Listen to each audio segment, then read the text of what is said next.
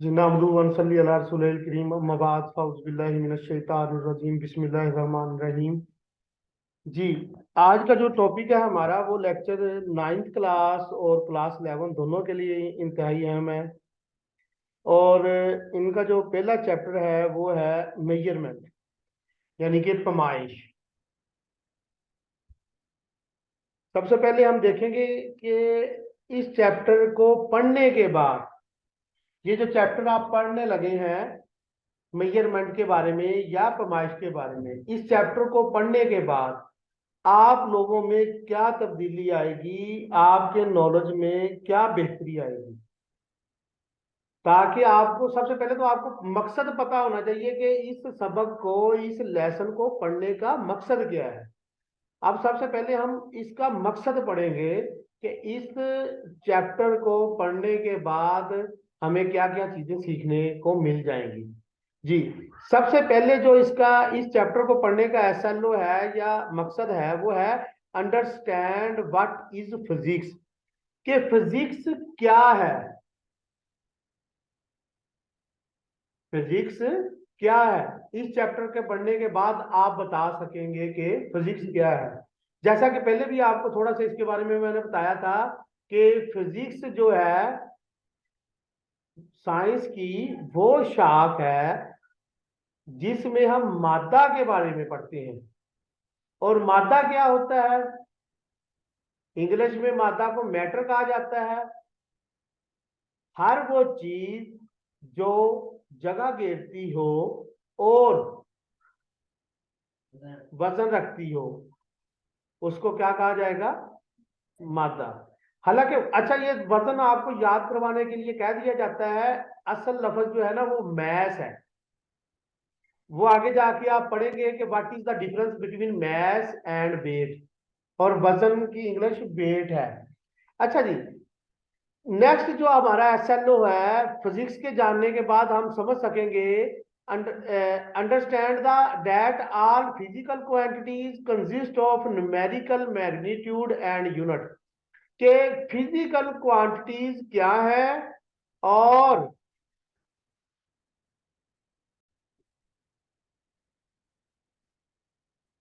Physics को जानने के बाद हम समझेंगे कि फिजिकल क्वांटिटीज क्या होती हैं और उसके मैग्नीट्यूड और डायरेक्शन और यूनिट के बारे में जान सकेंगे। नेक्स्ट पॉइंट क्या है जी, कहता है recall the following base quantities and their units.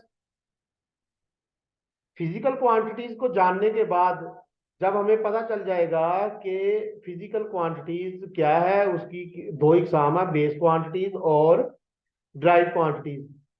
ये कल जो हम केमिस्ट्री का रिवीजन क्लास पढ़ रहे थे उसमें भी मैंने ड्राइव क्वांटिटी, डेरिवेटिव ये समझाया था। ठीक है ना? तो यहाँ पर आप जब वो कहता है कि फिजिकल क्वांटिटी को पढ़ने के बाद हम बेस क्वांटिटी को पढ़ेंगे कि वो कौन सी है। मैथ है, लेंथ है, टाइम है, करंट है, टेम्परेचर है, ल्यूमिनस इंटेंसिटी है और अमाउंट ऑफ अ सब्सटेंस है। ये आपकी क्या है? बेस क्वांटिटीज है। नेक्स्ट कहता है जी कि आप इस सबक पढ़ने के बाद जान सकेंगे, इस चैप्टर को पढ़ने के बाद, कि बेस यूनिट क्या होते हैं, सप्लीमेंट्री यूनिट्स क्या होते हैं और ड्राइव्ड यूनिट्स क्या होते हैं। ये नाइन्थ क्लास और 11th क्लास दोनों का सेम ही है पूरा चैप्टर।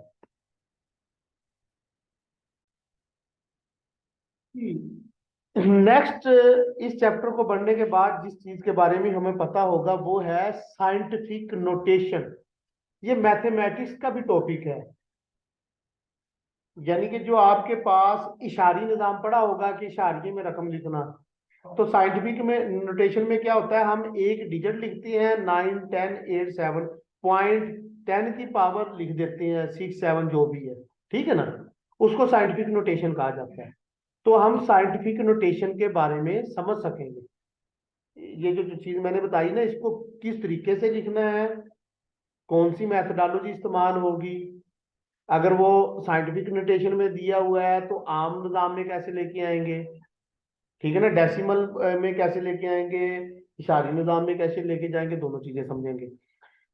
उसके बाद हम इस चैप्टर में क्या समझेंगे, use the standard prefixes and their symbols. Prefixes क्या होता है? किसी लफ्ज से पहले कोई चीज लगा देना। जैसे आपके मैथ्स का यूनिट है ग्राम, असल यूनिट ग्राम है। लंबाई का असल यूनिट क्या है? मीटर।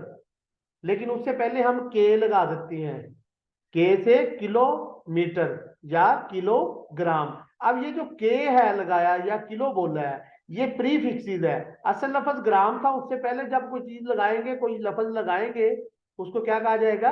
प्रीफिक्सेस। इसके बारे में हम डिटेल से आगे इस चैप्टर में पढ़ेंगे। अभी तो हम ये समझ रहे हैं कि इस चैप्टर में हमने क्या क्या पढ़ना है, और इस चैप्टर को पढ़ने के बाद हमें कौन कौन सी चीजें आनी चाहिए, ये समझ रहे हैं। ठीक है, इसमें तो कोई कन्फ्यूजन नहीं। जी नेक्स्ट।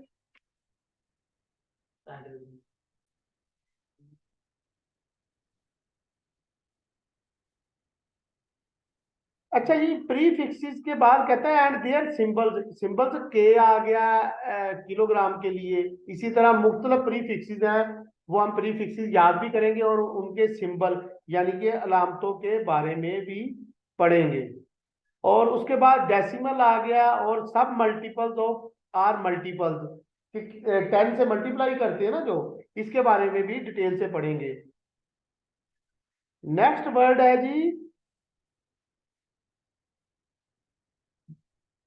अच्छा जी, इनका इस्तेमाल पढ़ेंगे। कहता G two both base and drive units, के इनका किलोग्राम ग्राम जो प्री फिक्सेस है, इनका बेस क्वांटिटी के साथ और ड्राइव क्वांटिटी के साथ रिलेशन पढ़ेंगे। नेक्स्ट एसएनओ क्या होगा? कहता है कि अंडरस्टैंड द डिस्टिंक्शन।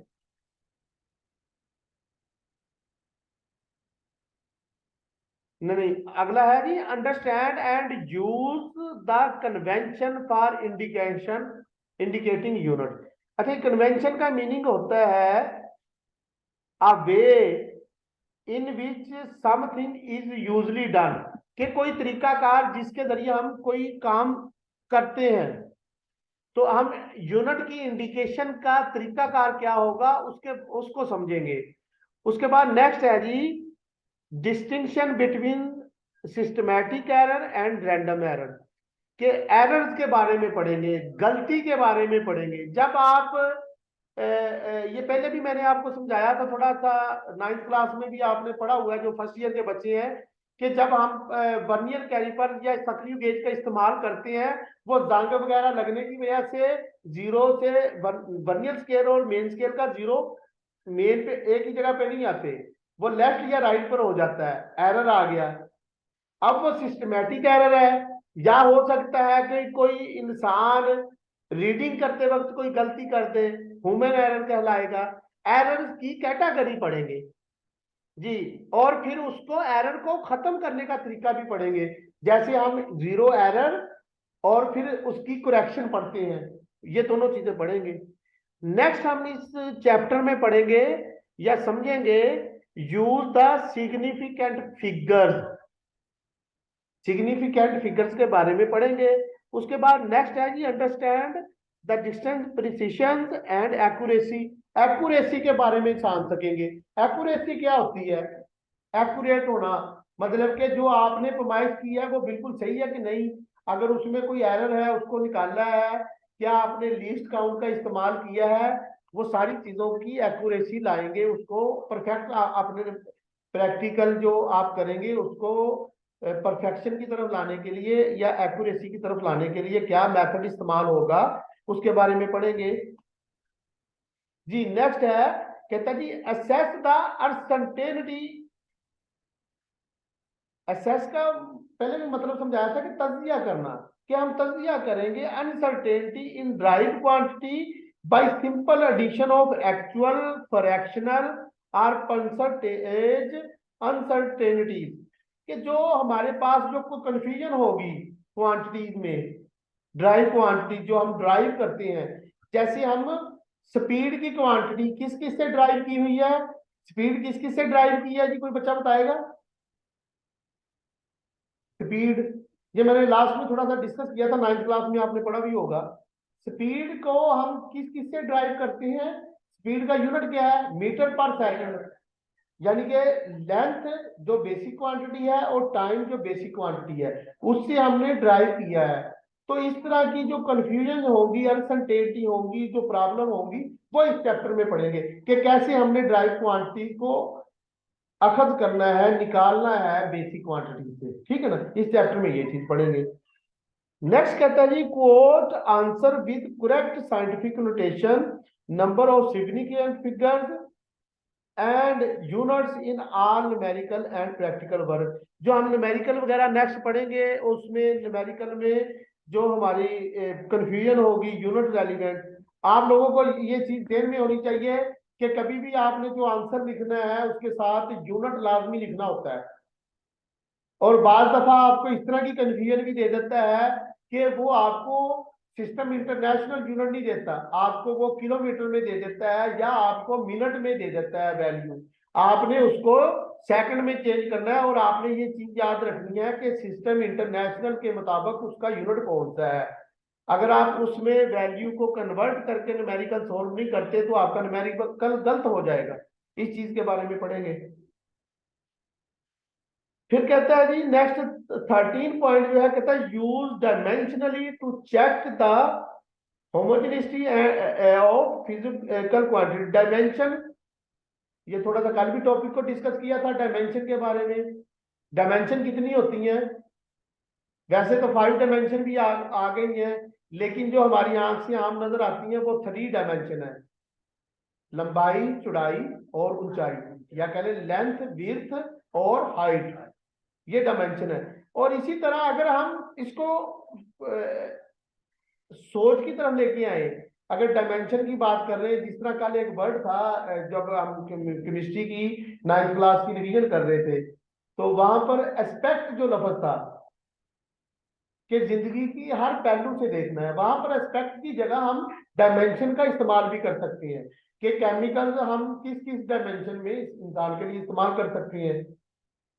हम उसको डिस्प्रिन की गोली को खा भी रहे हैं, हम हमारे पास जो हेलमेट है वो भी एक मेटल है, वो भी केमिकल है, वो हमारी सर की हिफाजत कर रहा है। हमारा मोटरसाइकिल है वो भी मेटल है, वो भी केमिकल है, उस वो भी हमारी मदद कर रहा है।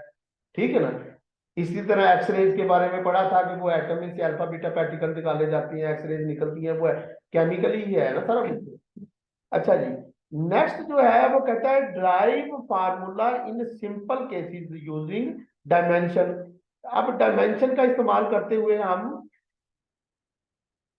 जो है फार्मूला ड्राइव करेंगे, अखज करेंगे। ठीक है ना।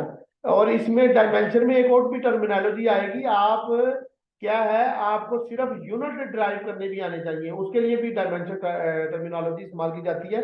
खैर अभी हमारा जो टॉपिक था वो था यूनिट 1 के लर्निंग आउटकम, के यूनिट 1 को पढ़ने के बाद 9th क्लास के बच्चे भी और फर्स्ट ईयर के बच्चे भी क्या क्या चीजें सीख सकेंगे। इसमें से 3-4 ऐसी हैं जो 9th क्लास में नहीं है, जैसे यूजिंग डायमेंशन आ गई, SNO, होमोजेनिटी है। इसके अलावा तकरीबन सारे SNO 9th क्लास में मौजूद हैं।